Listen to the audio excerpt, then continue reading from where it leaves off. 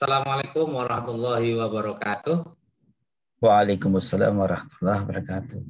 Pemirsa channel Dr. Bambang UMY yang berbahagia, mudah-mudahan semuanya sehat ya menjelang Ramadan, bulan yang kita nantikan. Kali ini kita akan ketemu dengan narasumber saya, tamu istimewa kita, yaitu Dr. Probo Suseno, spesialis penyakit dalam, konsultan geriatri, SEMM, Heavy Nasim ya. Jadi beliau seorang ahli penyakit dalam yang kemudian memperdalam, nah ini ilmu sepuh dok ya, ilmu sepuh, ilmu geriatri. Kita sapa dulu Dr. Proboseno. Assalamualaikum. Assalamualaikum warahmatullahi wabarakatuh. Di Bambang ini. Ini contoh kiai sepuh yang sehat dan ceria ini. Kali ini para pemirsa kita akan berdiskusi tentang puasa untuk lansia dan juga untuk orang yang sakit. Tamu kita ini sangat relevan, sangat cocok. Beliau seorang ahli penyakit dalam, konsultan geriatri, alumni dari UGM, ya, mulai dari S1-nya, dokternya maksudnya, lalu spesialis penyakit dalam, kemudian mengambil konsultan sebagai konsultan geriatri ya. Untuk para pemirsa ya, geriatri itu kira-kira ilmu tentang lansia gitu ya, kira-kira ya. Ini tamu kita, beliau juga punya YouTube juga, Dr. Probo Suseno, YouTube-nya. Nanti silakan bisa juga dikunjungi YouTube beliau. Jangan lupa subscribe dan teng-tengnya. Maaf, saya promosikan. Baik, Dr. Probo, bisa diberikan pengantar terlebih dahulu barangkali tentang puasa untuk lansia dan juga untuk orang sakit. Terima kasih dok, silakan. Terima kasih. Alhamdulillah wa syukurillah la haula wa la quwwata illa billah. Sahabat-sahabat yang saya sayangi dimanapun Anda berada, apalagi para sesepuh, ini sepuh yang saya sayangi. Alhamdulillah Ramadan tahun ini segera datang.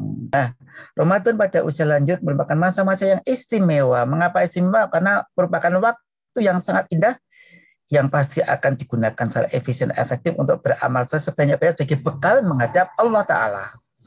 Sebagai bekal untuk tinggalan orang-orang yang akan melanjutkan cita-cita dan karyanya. Karena itulah tidak sedikit lansia yang menggunakan umur tadi secara apa ya, tumonjo, efisien efektif untuk beramal sebanyak-banyaknya. Sampai kadang-kadang lupa diri, siapa aku gitu. Padahal dirinya punya sahabat masalah gitu. Nah kalau yang lupa diri ini kadang-kadang habis puasa atau tengah-tengah puasa nggak bisa melanjutkan karena ada terkendala karena penyakit-penyakitnya. Kalau tahu justru puasa itu menyehatkan gitu. Sumutasihu kata Rasulullah. Puasalah, puasa itu akan menyehatkan kamu. Wa antasumu khairul lakum in kuntum ta'lamun. Puasalah, puasa itu baik untukmu kalau kamu tahu ya. Jadi puasa itu kalau disiasati dengan baik dan benar, maka justru bonusnya menyehatkan. Dan kebetulan saya meneliti tahun 2000 ya. Penelitian saya ini tahun 2000 di Yogyakarta, kemudian saya ajukan di Kongres para ahli penyakit dalam di Surabaya waktu itu.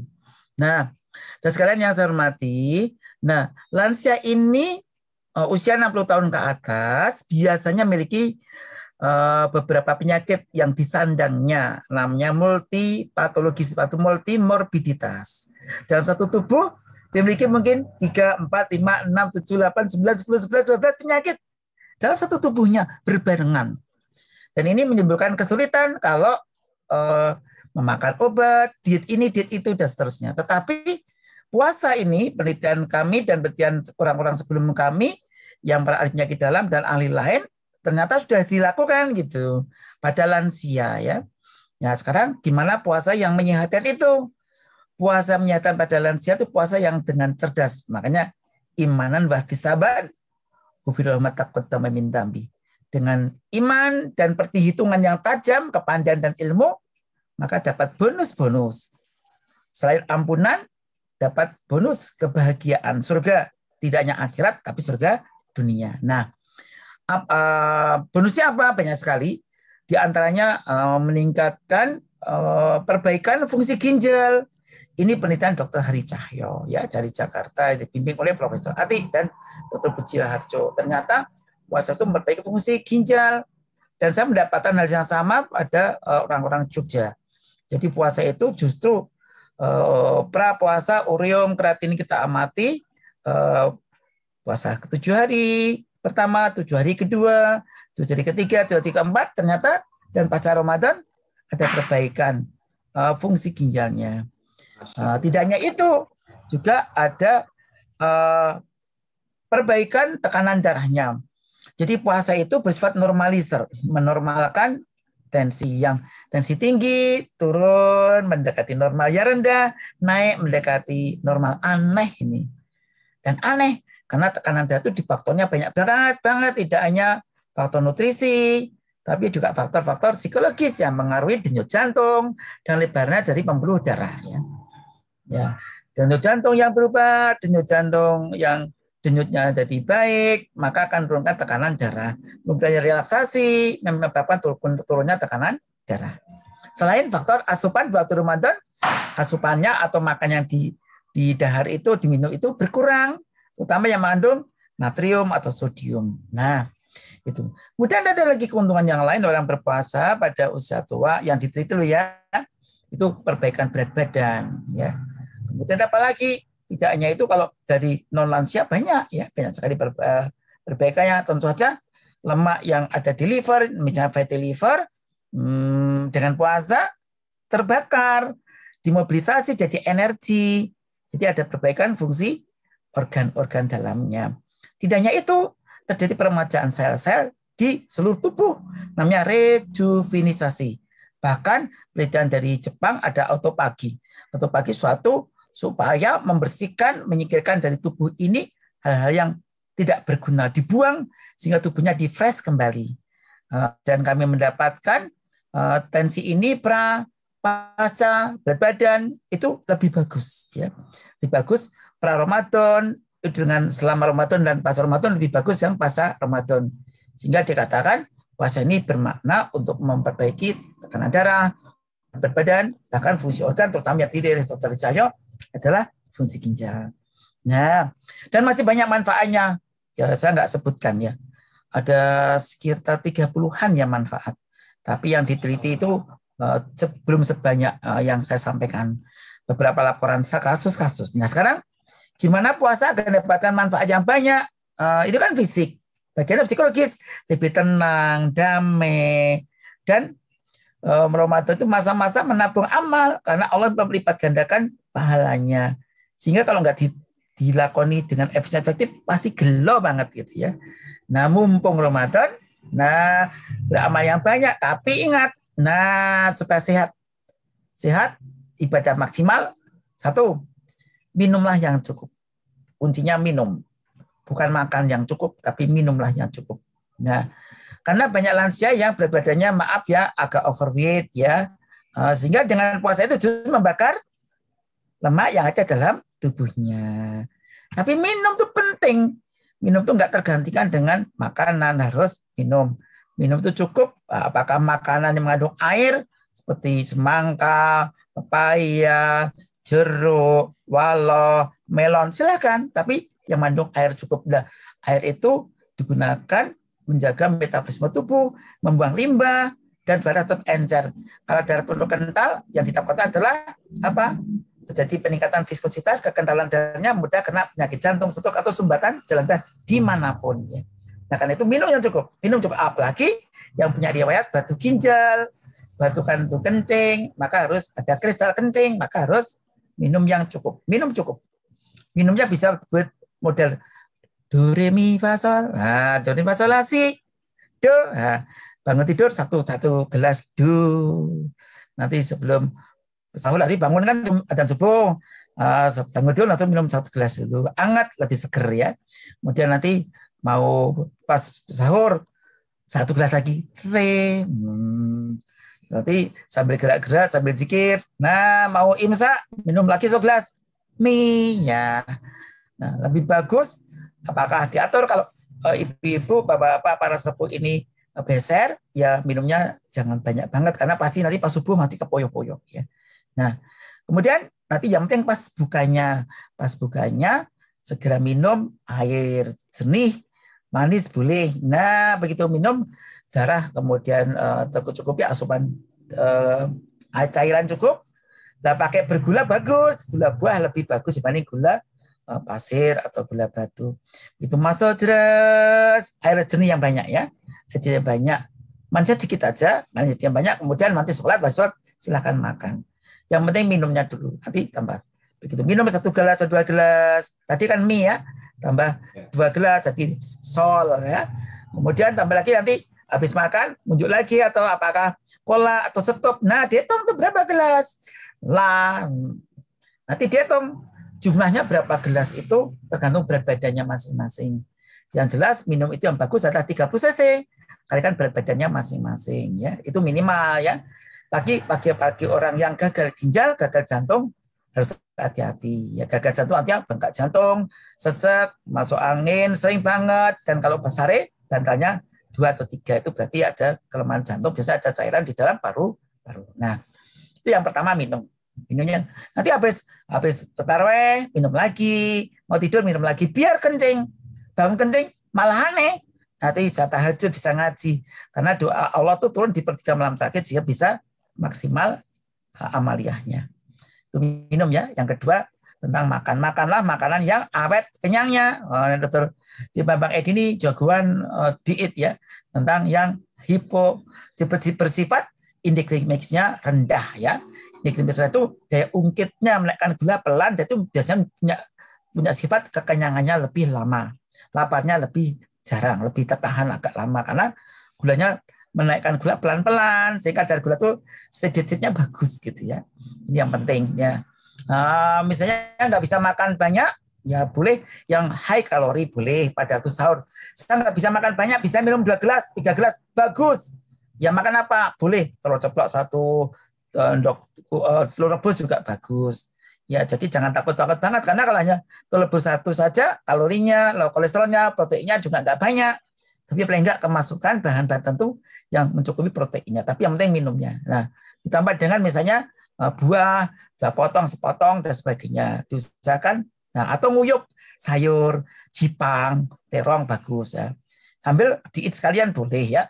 Nanti begitu sahur silahkan mau papaya, pisang, atau kola, atau kurma, atau tomat, monggo silahkan. Yang penting ada gula, yang bersifat paling bagus gula buah ya. Kemudian nanti kegiatannya biasa. Nah sekarang cemilan yang lain boleh nggak? Boleh, terutama bakso. Tapi bagi yang punya kencing manis, cemilan nanti dibatasi, dihitung ya, semua dihitung. Kemudian yang ketiga tentang olahraga ya. Olahraga yang aman adalah kira-kira setengah jam, paling lama 1 jam sebelum buka puasa. Sebelum buka ya, bukan sahur ya. Sebelum buka puasa. Karena kalau nanti dehidrasi, kelenger kolik, nah langsung ngunjuk ya. Nah, itu yang paling penting. Jangan lupa obat-obat diminum teratur. Bagus. Minta obat pada dokternya diubah yang sehari 3 kali jadikan sehari 2 kali. Obatnya diganti ya obat-obatnya yang bisa kerja 2 kali atau yang sehari cuma 1 kali. Antibiotik bisa diatur, tensi diatur yang efisien efektif yang tidak ngeribeti. Hati-hati kalau obat-obat tensi terutama yang bersifat membuat kencingnya sering jangan diminum pagi hari. Ya diminumnya mungkin ya pagi hari nanti pas setelah subuh saja. Nanti biar jadi minum boleh tapi yang kerjanya panjang karena diuretik itu macam-macam, ada kerja cepat, kerja panjang ya. Kerja panjang pelan. Kalau frozen itu cepat ya, minum dan kepoyok-poyok cepat banget. Tapi kalau yang spironolakton itu agak lambat, cuma menaikkan kalium. Ya, hemat kalium maksud saya. Nah, itu yang penting ya. Jangan lupa olahraga boleh setengah 1 jam sebelum buka puasa. Olahraga yang paling bagus apa? Jalan kaki ya. Bulu tangkis boleh, keringetnya banyak, ini dehidrasi. Saya punya pasien kolik ya. Ya, itu yang paling penting untuk makan obat, olahraga, minum, makan. Nah, sekarang terakhir kegiatannya. Sebaiknya para yang berdiri ya. Jangan untuk kemudian sampai sakit ya. Pokoknya kalau ibu-ibu ngebet dari pahala banyak, jangan lupa minumnya. Terutama minumnya, apalagi yang gemuk-gemuk ya. Ya, tapi kalau yang langsing-langsing ya tetap makan dan minum ya.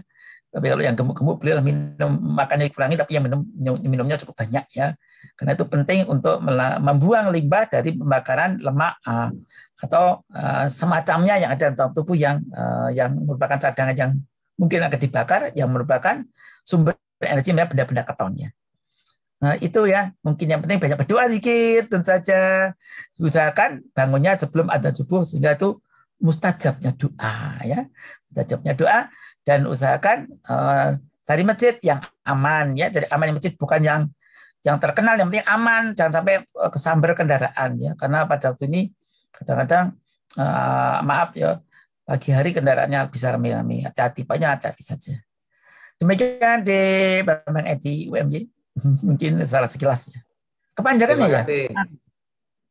Terima kasih Dokter Probo. Ini menarik sekali ya. Jadi beberapa poin diantaranya tadi adalah bahwa puasa itu meningkatkan fungsi-fungsi fisiologis baik orang yang lansia maupun yang apalagi tidak lansia, kemudian yang sakit maupun yang tidak sakit.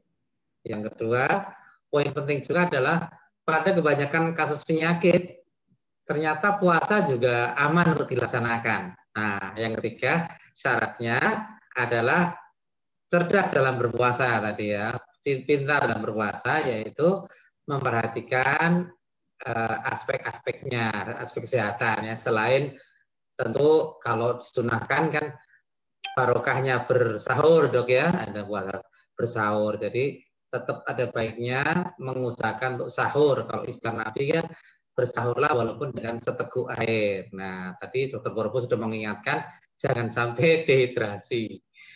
Nah ini lalu pola makan tentu harus diatur ya supaya tadi dikatakan indeks glikemiknya rendah. Nah supaya nanti awet kenyangnya tidak mudah lapar, karena ada fenomena dok ya, nanti mungkin bisa dibahas juga dok. Kalau habis sahur atau habis subuh kok cepat ngantuk lagi gitu. Nah ini ada hubungannya nggak dengan jenis makanan yang dipilih ya, karena mungkin makanan tertentu yang karbohidratnya tinggi, indeks simplek ya, lalu indeks glikemiknya rendah, berarti lalu kalau terjadi spike insulin ya barangkali, lalu dia cepat kenyang, cepat seger, gulanya tinggi, kalau diukur gulanya tinggi, tapi setelah itu cepat turun lagi. Nah, hipoglikemik relatif ini terus membuat ngantuk. Nanti barangkali dapat dijelaskan lagi. Tapi intinya tadi selain bermanfaat juga aman, insya Allah. Selain aman juga bermanfaat, bahkan memperbaiki beberapa penyakit. Nah, termasuk dok yang sering ditanyakan adalah tentang sakit mah. Kalau sakit mah gimana dong puasa ya?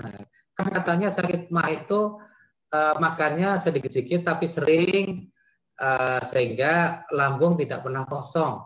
Ini kalau puasa gimana nih, aman apa enggak gitu? Misalnya itu dok. Monggo dok, barangkali diberi tambahan dengan beberapa Terima kasih. Hal yang sudah saya sampaikan. Terima kasih. Ya. Mah itu ada dua ya, mah luka dan mah yang tidak luka. Namanya kelompoknya namanya kembung nggak enaknya dispepsia, tapi dibagi dua, yang tipe fungsional nggak apa-apa, cuma ada gangguan gitu. Yang dua tipe ulkus ya, ada lukanya. Nah tipe luka itu ada cirinya ya, pain, food, pain. Perutnya nyeri, diberi makan tambah nyeri, berarti ada luka ya. Nah itu mah yang seperti ini memang tidak boleh puasa dulu sampai sembuh ya. Kecuali diberi obat kemudian sembuh boleh ya. Tapi kalau yang nyeri sakit mah yang jadinya kalau diberi perutnya sakit, diberi makan kok penak, nah itu boleh puasa. Nah ini kebanyakan yang tipe ini 70% ya. Itu berarti fungsional ya yang gitu ya. Nah itu fungsional, namanya tipe fungsionalnya, gejalanya aja nggak begitu puasa sembuh. Nah ini masuk obatnya malah puasa. Nah tapi lagi harus sahur ya. Sahurnya kalau memang masih ganggu, boleh minum obat-obat yang bersifat mengurangi agar kadar asam lambung. Yaitu diminumnya kapan? Ya diminum pas saat sahur ya, dimakan. Minum. Makanya tasaharu fa inna fis sahuri barokatun. Seolah sudah sahur ada barokah, artinya membawa kebaikan yang banyak ya, arti barokah ya. Nah, Jadi kalau kepengen tetap sehat, hendaknya tetap sahur dan usahakan sakit mah ini bisa jadi minumlah obat-obatan yang murahnya agar asam lambungnya tadi ya H2 blocker atau pakai PPI ya. Kemudian atau pakai obat-obatan yang menetralkan asam lambung langsung, namanya antasida. Kalau tipenya tipe yang cemas, itu boleh pakai obat seperti Blaxidin, Librat, yaitu isinya 2, Modispoxid dan Clidium bromid yang bisa mengurangi kecemasan sekaligus asam lambungnya berkurang. Jadi ini tipe apa itu, makanya sebaiknya dicek konsultasi ke dokter ya. Tapi sebenarnya sakit mah itu yang kebanyakan itu mah yang karena faktor bukan luka tapi pikiran ya. Merungsung, kurang sare, minum kopi, yang kebanyakan itu yang bisa menyebabkan atau panas-panas ya, itu yang menyebabkan gangguan namanya dispepsia, jebebek, perih, kembung ya. Kalau asam lambungnya naik sampai mulutnya pahit, dada panas, ternyata GERD. Nah, kalau ini agak beda ya. Kalau yang ini tipenya harus pakai boleh puasa tapi sekuatnya dulu, pakai obat-obat mengulangi keluarnya progres sambung, pakai obat namanya PPI ya, pakai sol-sol, lansoprazol, omeprazol, isomeprazol dan sebagainya. Jadi prinsipnya boleh puasa ya. Jangan lupa minum kalau memang sekali minum obat antasida ya. 2 sendok atau 4 sendok. Nanti dalam waktu 10 menit udah reda. Itu Dek, lama ini. Baik Dok, terima kasih. Ini yang paling mendasar nih. Kira-kira orang tua itu sampai kapan toh mampu untuk melaksanakan puasa? Kalau relatif tidak punya sakit yang sangat serius. Jadi puasa kalau dia sakit apa dulu? Kalau gula itu boleh puasa selama gula darah sewaktu di bawah 250. Kalau masih 700 sebaiknya nggak puasa, diobati pakai insulin, nanti terkendali boleh puasa. Jadi kadar gula darah sewaktu di bawah 250 ini pendapat dari Profesor Dr. Askandar Cokropapiro dari guru besarnya penyakit dalam dan konsultan endokrin metabolik diabetes mellitus dari UNER ya. Tulisannya beliau sangat banyak sekali tentang itu. Jadi kapan kalau sakit jantungnya apa udah stabil boleh, stroke juga boleh. Umur berapa? Sak kuatnya 90 tahun, 100 tahun boleh. Jadi tidak ada batasan, penting kekuatan. Kadang ada orang tuh biologisnya masih kuat, meskipun kronologisnya tua. Umurnya 74, tapi kemampuannya 47. Bisa. Dari 74, tapi nah, mungkin kita tuh kalah. Karena dia punya hope, harapan, semangat yang tinggi, eager ya. Daya juangnya tinggi, sehingga meskipun tua, tapi masih jos. Gitu ya. Semangat. Jadi strateginya gimana Dok? Kalau ada biaya sepuh, ragu-ragu mau puasa apa enggak, apa sebaiknya dicoba dulu ahli lansia dicek aja ya, dicek ahli lansia ke ahli lansia dicek dulu, saya tekan cek data-datanya apa dulu, karena nggak bisa dikebiahui pendapat saran itu bersifat subjektif. Tapi secara umum kalau dia mampu, makanya ada latihan dulu, coba latihan Senin Kemis. Nah, sekarang latihan Kemis masih ada waktu nih. Senin Kemis kuat enggak? Kuat ya sudah, puasa saja gitu. Hanya ada latihan atau puasa Daud, coba masih ada waktu kan, masih 14 hari. Nah, coba dulu. Oh ternyata kuat, ya sudah boleh puasa. Ya. Yang paling gampang itu. Menarik sekali bahwa Rasulullah juga menyunahkan memperbanyak puasa di bulan Sya'ban Dok ya. Jadi seperti pemanasan ya. Untuk sepuh penting untuk dicoba gitu. Kuat enggak gitu, atau paling tidak latihan semakin kuat gitu sampai dengan menjelang hari H. Lalu pada hari bulan Ramadan pokoknya diniatkan dulu puasa. Kalau terpaksa enggak kuat, nah di situ berlaku fikih bahwa pada orang yang sudah tidak kuat ya memang diperbolehkan tidak berpuasa dan membayar fidyah Dok ya, kalau memang sudah nggak mampu. Tapi yang membuat kuat itu di Bambang Edi, sebenarnya yang membuat kuat itu niatnya. Yang membuat kuat itu niatnya, bukan fisiknya. Banyak orang-orang yang fisiknya kuat, tapi kan dia rapuh, jadi nggak kuat. Tapi orang yang itu kuat, jadi kuat itu, dan nggak apa-apa. Dapat ya barokahnya dari amal Ramadan. Ternyata motivasi sangat penting, niat. Nawa itu, makanya membuat kuat itu nawa itu soma Ramadan lillahi ta'ala, itu yang membuat kuatnya. Iya, jadi kekuatan niat, kekuatan motivasi ya yang luar biasa ya. Jadi 74 tahun tapi seperti 47. Ya, Luar ya, biasa. ya.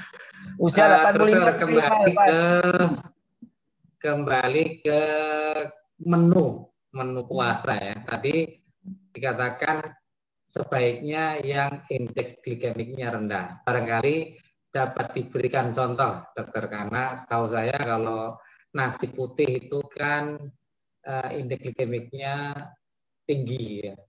Mungkin ada alternatif atau untuk variasi gitu supaya mendapatkan makanan dengan indeks glikemik yang tinggi, yang rendah, maaf. Contohnya apa, Cento? Oh ya, yang paling gampang kentang, ya, kentang. Nasi putih campur nasi merah, ya, ya.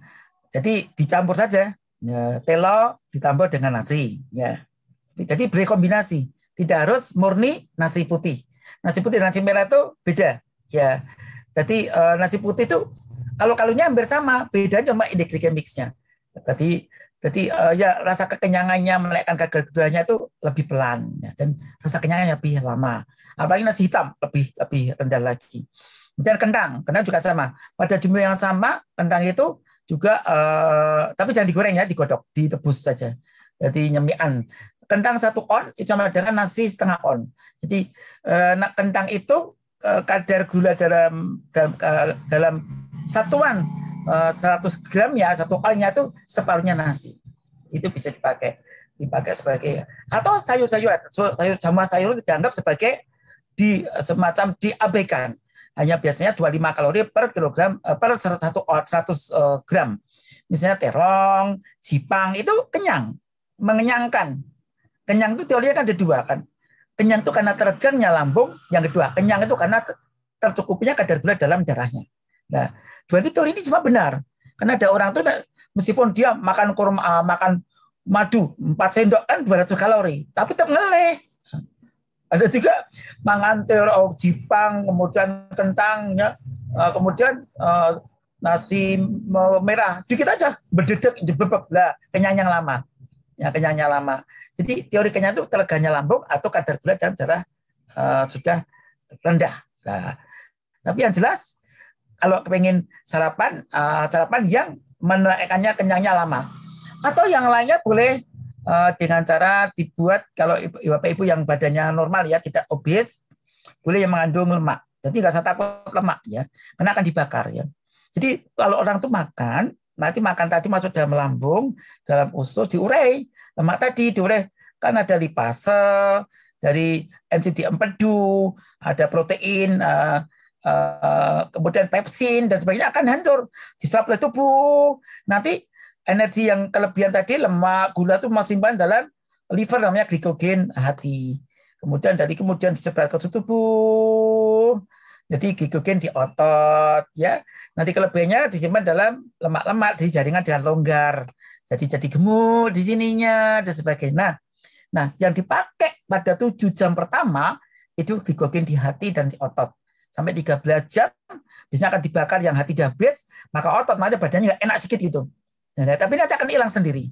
Kan begitu. Nah, istilahnya Pak Dr. Jadul Akbar itu apa ya? Singanya mengaum ya, memakan lemaknya sehingga badannya jadi terbakar lemaknya, jadi bagus kayak Dr. Bambang Edi. Nanti badannya bagus, lemaknya akan terbakar dan sehat. Itu ya mudahnya gitu. Ya, terima kasih dok. Jadi kombinasi makanan yang atau penambahan makanan yang berindeks glikemik yang tinggi ke dalam makanan yang berindeks glikemik rendah juga akan mempengaruhi indeks glikemiknya secara keseluruhan ya. Ya mix, dibuat mixnya campuran. Iya, dari di mix itu. Yang penting minumnya loh, minum. Diingatkan kembali, jangan sampai kurang minum ya. Jadi ada do re mi fa sol la tadi. Jadi tadi pilihannya antara lain adalah nasi merah. Nasi merah kalau terasa keras dicampur dengan nasi putih tadi ya gitu. Lalu ada juga nasi hitam dok ya.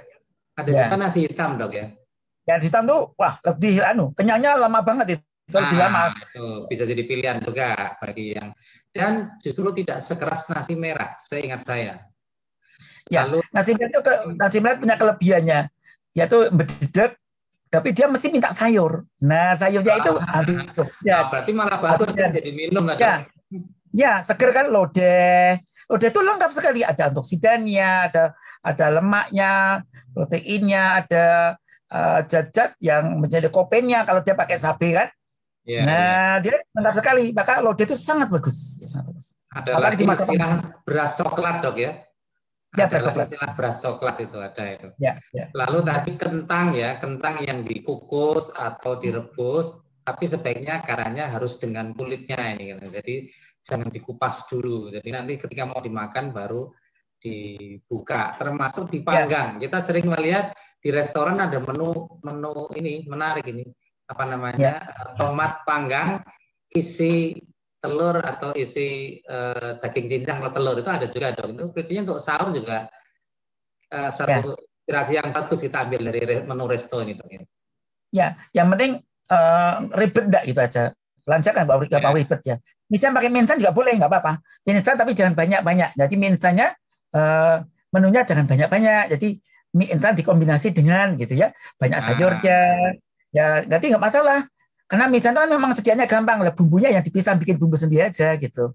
Bawa kunyahnya pakai garam yang low sodium. Memang agak mahal sih. Satu kotak itu 50.000, tapi dia low sodium, tidak menaikkan tensi. Ya. Baik dok, ini pertanyaan juga sering disampaikan, bagaimana tentang suplemen dan vitamin. Nah, apakah ada suplemen dan vitamin yang memang dianjurkan untuk lansia, baik saat tidak Ramadan, apalagi saat Ramadan itu? Ya, bagus, pertanyaan bagus sekali. Suplemen tergantung orangnya. Kalau makanan nafsu makannya nyeneng banget nggak perlu suplemen. Tapi kalau yang makannya kurang, nggak lengkap, apalagi memilih ya, ini kok sana goreng atau telur atau daging terus atau ikan itu boleh. Nah kalau seperti ini nggak lengkap, terpaksa pakai obat tertentu. Misalnya kita ambil magnesiumnya dari yang sudah jadi, ferumnya, zat besinya boleh. Seratnya ya terpaksa. Kalau serat tidak bisa digantikan, ya terpaksa kita pakai serat sayur buah atau agar-agar ya. Agar-agar itu cukup sangat bagus untuk untuk membuat beraknya gampang. Karena jadi masalah adalah kalau lansia itu beraknya sulit, nanti ngejan, nah jadi vagal refleks yang bahaya. Bisa menyebabkan serangan jantung di kamar kecil ya, di DC meninggal. Karena apa? Ngejan, vagal refleks, kena meninggal. Nanti sayur itu penting, serat itu penting, serumput laut itu penting. Makanya pentingnya adanya agar-agar atau jelly dan semacamnya. Nah, serat itu bisa serat itu bisa di blender ya. Misalnya nanti bisa wortel dicampur dengan jambu kluthuk ya. Kemudian nggak usah takut jambu kluthuk nyumbut tadi sos buntu enggak ya. Kemudian juga bisa dicampur dengan apel, nggak usah banyak-banyak. Satu apel bisa sepertiganya, kemudian jambu kluthuk sepertiganya, kemudian bisa campurkan dengan wortel, campur dengan yang lainnya ya. Strawberry satu saja. Dia mengandung antioksidan yang cukup tinggi, minyak asid yang tinggi. Kemudian bisa campur dengan yang lainnya. Ini di blender aja. Blender bisa jadi dimakan, bukan di jus ya, blender. Dimakan seampasnya. Ampasnya penting untuk apa? Membuat serat di dalam feses ya, namanya masa feses ya. Masa feses ini membuat transit time feses nya tuh tidak lama di dalam dinding usus sehingga bisa membersihkan sekaligus. Maka dikatakan dia mencegah kanker. Dan ini penting untuk kesehatan seseorang. Jadi saat lansia itu bisa membuat mencegah kanker. Maka ada klinik namanya klinik colon cleansing ya. Itu dibikin bahkan BAB-nya bisa 3-5 kali. Itu lebih bagus asalkan tidak diare. Itu. Jadi kalau Bapak Ibu nya kok berkali-kali nggak apa-apa. Asal itu bentuknya bagus nggak apa-apa. Biasanya karena bisa BAB itu satu hari bisa 3 kali, apalagi mau ada acara penting, mau kerja, mau kuliah, mau ngajar, lagi udah 3 kali. Tapi bentuknya bagus, nggak apa-apa. Baik. Masih tentang suplemen, dok.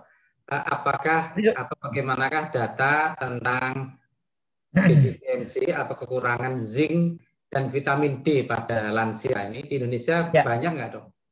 Kasusnya? Jadi sekali lagi ya, jadi kalau bagi mereka yang kekurangan makanan, boleh suplemen, tapi ya suplemen yang pentingnya di vitamin B1 ya.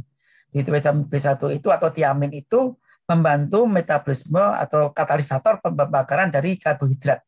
Jadi apa yang kita makan jadi energi semuanya, itu vitamin B1. Dan itu penting sekali. Nah, boleh tambah dengan kalau yang tidak punya penyakit tertentu, kopi sedikit ya, kopi sedikit, tidak pakai gula, itu bisa membantu. Dan kopi itu ada banyak zat-zat yang sangat besar manfaatnya, dan ternyata terbukti dari meta analisis itu membuat kecerdasannya sangat bagus dan bisa membuat daya tubuh itu bagus. Nah, gimana kadar seng dan vitamin D3 dalam tubuh orang-orang Indonesia? Hampir semuanya kekurangan ya. Banyak dokter yang bicara tentang di bawah standar, cuma rendah-rendah. Dan sebenarnya kita tuh kaya kesempatan mendapatkan vitamin D3 dengan cahaya matahari. Sayangnya kita sering takut badannya terbakar, jadi ketok ireng. Ada kebanggaan kulitnya putih gitu ya. Dan takut kulitnya ireng. Padahal itu dengan sebenarnya kalau kita pengen tidak hitam itu kan banyak caranya. Ya mandi matanya di punggungnya ya. Ya mandi punggung ya. Kita lihat banyak lansia yang badannya bungkuk di foto ronsen osteoporosis ya. Padahal kan vitamin D3 plus kalsium ya. Penyerapan kalsium itu akan maksimal kalau vitamin D3-nya cukup. Nah, berjemur matahari itu memperkaya vitamin D3. Nah, kalsium jadi mana? Yang terbanyak adalah daun, pepaya, dan nomor 1 ikan teri. Ikan teri tertinggi di dunia ini. Dia 10 kali lipat dibanding susu ya. Kemudian daun pepaya itu 6 kali lipat ya. Termasuk sawi, kul, kemudian kacang panjang itu juga banyak mengandung kalsium. Jadi itu bahkan ngalahin susu loh ya. Yang susu asli loh ya. Susu sapi. Nah, susu ibu sangat rendah kalsiumnya karena itu dianjurkan minum susu ibu ya. Bagi bayi mau bapaknya apalagi nggak boleh ya. Karena kalsiumnya rendah sekali. Ya. Baik, terima Jadi kasih. kadar zinc sama vitamin D3 kita hampir semuanya rendah, under standar normal. Jadi memang banyak yang rendah ya faktanya ya. Jadi tadi harus lebih rajin berjemur ya. Tentu nggak usah khawatir soal gosong. Paling punggung tadi ya. Terus 15 menit atau berapa menit kalau berjemur? Nah, itu penelitian di Indonesia para ahli kulit ternyata memang antara daerah tropis Indonesia, Jogja itu beda dengan New Zealand, dengan Jepang, Taiwan, Hong Kong, Amerika. Maka dianjurkan di Indonesia cukup 5 menit sampai 15 menit pada jam 7 sampai setengah 10, 9.30 dan atau jam 15 sampai 16 sore, 3-4 sore. Di situ banyak UVB yang ternyata bisa mengandung sinar UVB yang bisa mengubah provitamin D menjadi vitamin D3. Baik, terima kasih Dr. Probo. Para pemirsa, kita sudah mendapatkan banyak masukan, banyak ilmu dari tamu istimewa kita, Dr. Probo Suseno, spesialis penyakit dalam Vinasim SEMM. Menariknya, saya mengenal beliau itu dulu justru aktivis juga di silaturahmi pengajian anak. Nah, beliau dulu ketuanya itu dulu zaman saya masih mahasiswa. Jadi beliau senior saya di kedokteran UGM. Terima kasih Dr. Probo, banyak ilmunya. Mohon barangkali terakhir berkenan memberikan kesimpulan penutup closing remark, Dok. Ya, terima kasih. Lansia berpuasa boleh. Lansia berpuasa dengan ilmu sehat dan beribadah dengan banyak. Gunakan keyakinan, kekuatan Allah akan membersamai kita. Niat yang kuat sebagai sumber kekuatan tertinggi. Kemudian jangan lupa minum. Sahur harus sahur. Dan sahurnya adalah paling penting dan minumnya. Kalau Anda, Bapak yang tidak bisa makan banyak, ambillah makannya yang high kalori. Ya, apakah telur ceplok? Ya, boleh pagi. Saya nggak bisa makan banyak, udah telur ceplok 1. Ya, bisa gitu. Ya, atau kurma, ya, atau madu. 1 sendok makan, cuma cepat piring nasi, maka 4 sendok makan ditambah dengan telur ceplok atau telur rebus 1, sudah cukup untuk energi 1 hari. Ceplok karena telur ceplok mengandung minyak ya, minyak. Nanti tinggal ambil minyak yang tidak dipakai berkali-kali, bukan jelantah ya. Penting itu kemudian olahraga silakan, tapi setengah jam sampai 1 jam sebelum buka puasa. Obat makan biasa, obat-obatan gula, terutama yang menurunkan sifat gula, yang biasa pagi hari diminum pas buka puasa. Kemudian di waktu sore itu diminum pas sahur. Dosisnya kalau insulin selama gula darah itu sewaktu di bawah 250 boleh puasa meskipun pakai insulin. Menggunakannya bagaimana? Yang biasa pagi sarapan dipakai pas buka. yang dipakai siang atau sore diberikan pas sahur tapi setengah dosisnya. Itu yang paling gampang. Kemudian istirahat siang hari karena itu banyak mengeluarkan keringat supaya tidak banyak keringat, tidak dehidrasi. Kalau mau olahraga sekali lagi setengah jam, 1 jam sebelum buka puasa. Banyak berdoa, minum yang cukup, do re mi fa sol, ya tadi, dan usahakan berdoa zikir dan doa zikir yang terpilih. Subhanallah, alhamdulillah, la ilaha illallah, Allahu akbar. La haula wala quwata illa billah. Jangan lupa, Allahumma sholli wa sallim ala sayyidina Muhammad wa ala ali sayyidina Muhammad. Astagfirullahaladzim, ya, yang paling penting. Terima kasih, Dek. Terima kasih, Dr. Probo. Pemirsa, sudah saatnya kita berpisah. Suatu saat insya Allah kita akan berjumpa kembali. Mudah-mudahan channel saya, Dr. Bambang UMY, yang berisikan terutama tentang kesehatan dan diet ini bermanfaat untuk Anda. Dan jangan lupa yang belum subscribe, silakan subscribe sekarang juga. Dan teng-tengnya agar bisa memberikan informasi ketika ada YouTube baru, channel apa, video baru yang kami tampilkan.